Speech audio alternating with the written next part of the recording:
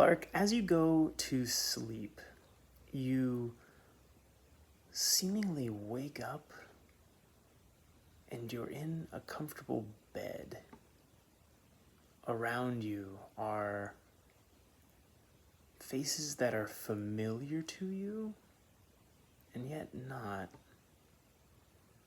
You lift your hand to your face, finding it is wizened and old, and you barely have the strength to move it. The people around you seem to be grieving for you, holding flowers, holding each other, attempting to hold your hand. You smile. You know this is meant to happen.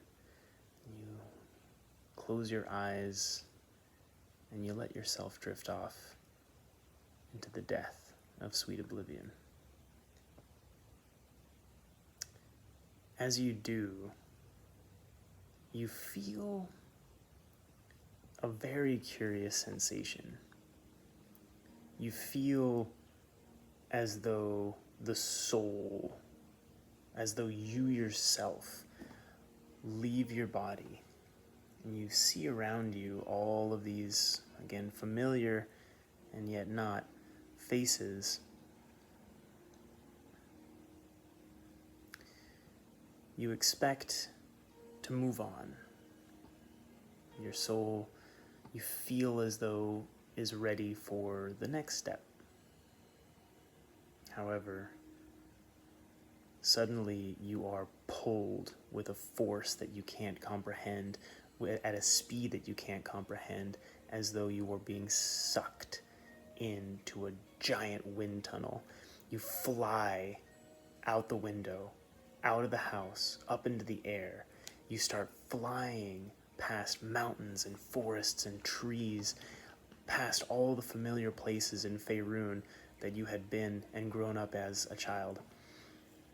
You continue to launch yourself until you are off of the continent, flying over the seas and flying towards this dense patch of jungle on what seems to be a peninsula.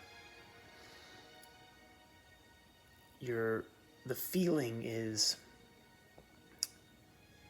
amplified as you get closer and closer, and you are feeling sucked in. You're being pulled at an alarming rate. You fly into and over what looks to be the remnants of an old city. As you get sucked down further, you get pulled into the entrance to what appears to be a tomb. You get pulled inside, and you get pulled down through levels and levels and levels of this tomb, until finally you get sucked inside this gigantic blue cylinder.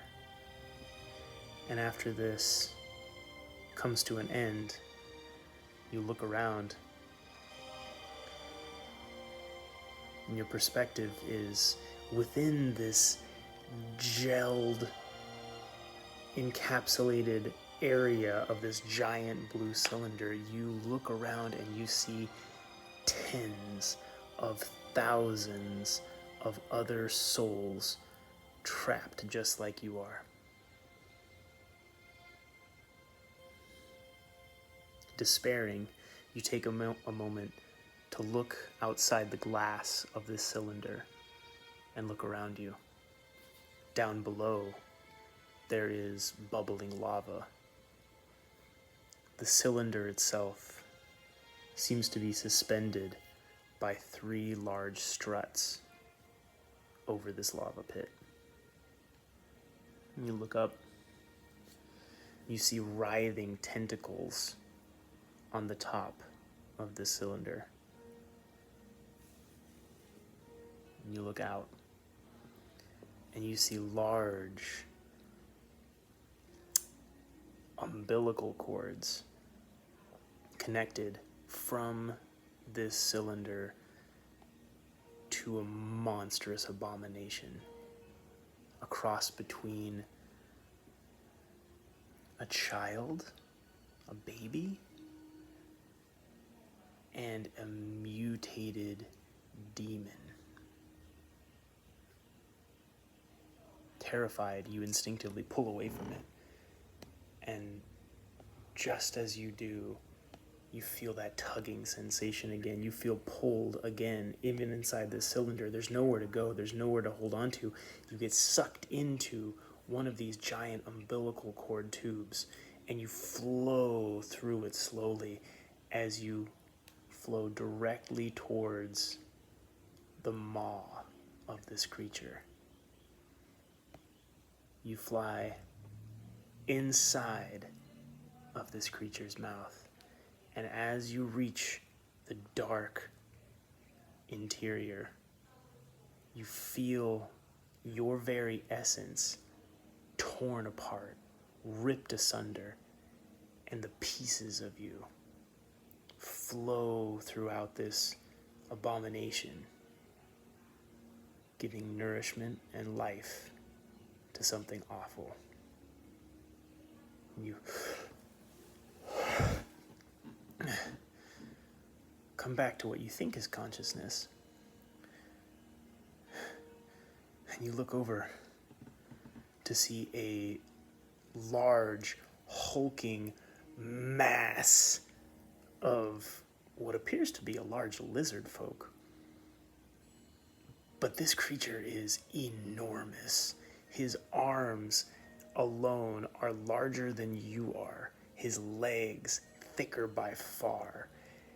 The muscles on this creature hunch his body in a strange way that could only happen if his body was getting used to just existing with all this muscle on it. The thick, scaly hides cover his body, and his mouth is a series of connected saurus teeth. He looks at you. You know his name.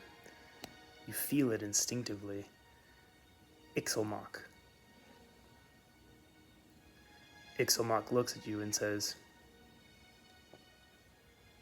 "What your Deva showed you this day is our goal, our enemy. We cannot fail. Come, let's do this together." And with that,